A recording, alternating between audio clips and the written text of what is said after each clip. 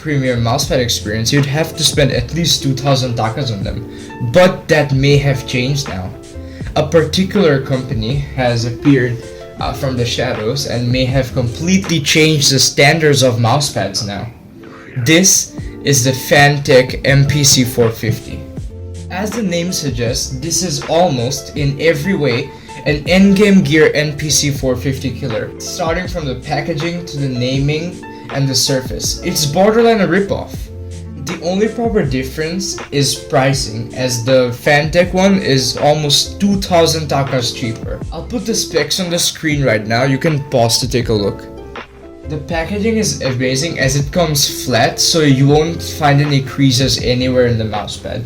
And I think all mousepads should be packaged like this. The mousepad has a Cordura surface, which feels closest to a blazer or a suit's texture if it was turned into a mousepad. It feels very smooth on the mouse feet and is slightly rougher than cloth surfaces, although it won't irritate anyone's skin. The surface has low initial friction, but has decent stopping power. In other words, micro adjustments are very easy, and your flicks will be faster while keeping the tendency to overshoot less. The tracking in this pad felt out of this world due to the sheer smoothness and the speed of it, especially while trying to chase moving targets in Fortnite or if you're just recoil controlling in CSGO.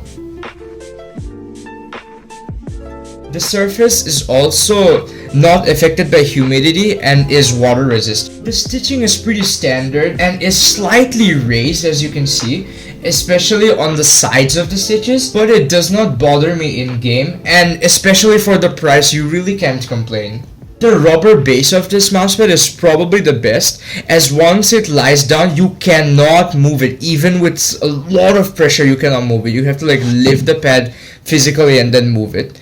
It is really good for any price, not just this, and is probably the best non-adhesive mouse base I've used ever. On the top left there's a small tag here, and on the top right there's a Fantech logo, very similar to the Endgame gear one. But while gaming, I almost never, and I'm sure none of you will ever get your mouse across this, and even if you do, the logo will feel slightly slower and you'll sort of know the logo is there and you'll just straight up not notice the tag. One more thing to mention here is your mouse feet surface area. You'll feel more friction if you have two large feet at the top and bottom, in contrast to having 4 dot-sized feet at 4 corners of the mouse, which will feel a lot faster and less controlled, if that makes sense. The pad will also feel slower if you have Teflon feet.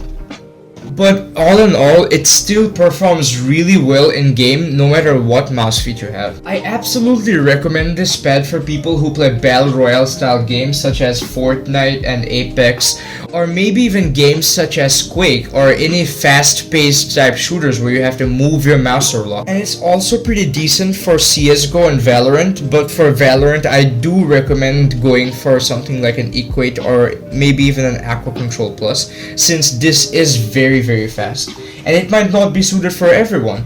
But in the case that it is suited for you, or if you're going for a fast mousepad, you should 100% close your eyes and just get this. It's a no-brainer, especially for the price. If you have like 1300 takas just laying around, or if you have the cash just laying around, I highly recommend you just buy this and give it a try, see how it feels. You can buy this pad from Blisstyle Electronics for $12.90 for the XL size, which I have here, or $22.90 for the extended size basically.